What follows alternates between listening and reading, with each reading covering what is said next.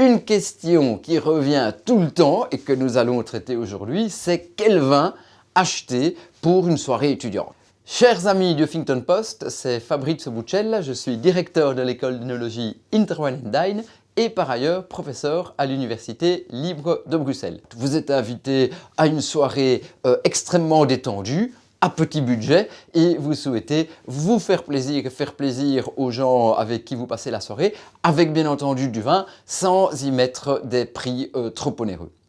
Alors là, je dirais qu'il y a entre guillemets deux manières d'aborder le problème. Le premier, c'est de filer chez votre caviste préféré. Pourquoi? Parce que trop souvent, on oublie que les cavistes ont également des offres et des propositions de vins à budget serré. Bien entendu, vous devez directement, sans phare et sans peur et sans reproche, signifier le budget au caviste et lui signaler que vous souhaitez un vin dans ce type de budget-là.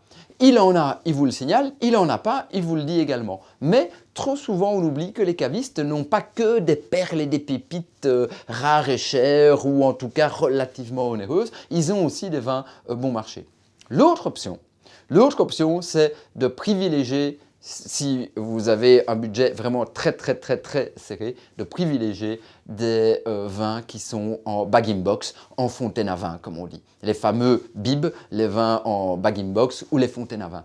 Et vous pouvez faire le test en achetant l'un ou l'autre bib à la maison avant votre soirée et vous verrez qu'en fait ces fameux vins au bib sont des vins qui sont extrêmement bien faits.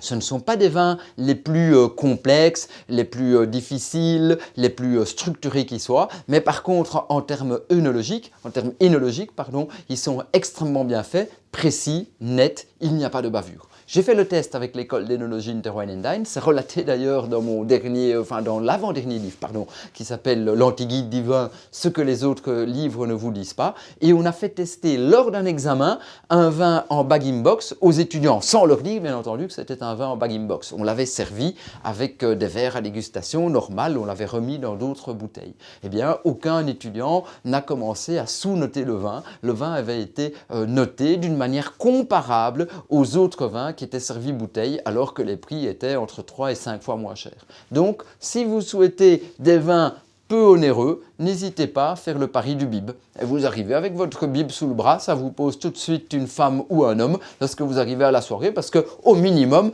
on saura que vous n'aurez pas lésiné sur la quantité. Et n'oubliez pas, il n'y a qu'une solution, c'est la dégustation.